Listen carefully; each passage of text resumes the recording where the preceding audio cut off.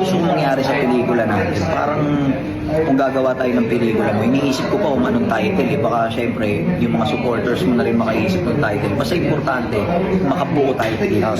So mabuo natin yung kung anong storya nun. Lalo gusto ko i-tribute sa mga basketball, sa mga dumadayo eh. Gawin natin pelikula.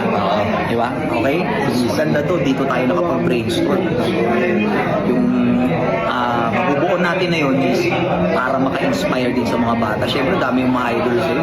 Ibig sabihin pala kung Boss Pio, na magkakaroon ako ng movie. Gagawa tayong pelikula. Pelikula ng Banayad Day, shit! Gagawa tayo Salamat, abangan nila Boss yan. P. Abangan Lalo, yan. ilabas natin bago magbakasyon yung mga estudyante.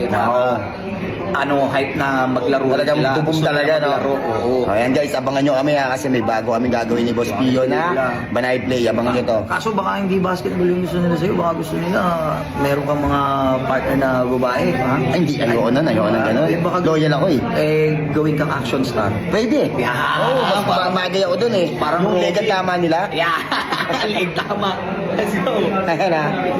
Yo, kasama ko nga pala si Balong. Guys, ito. Long, ano masasabi mo, Long? Abangan nyo ang Banayad Play, yung gagawin namin. Sikreto mo na yan. Si Long. Oh! Sabi mo, Long, leeg. Ang tama nyo.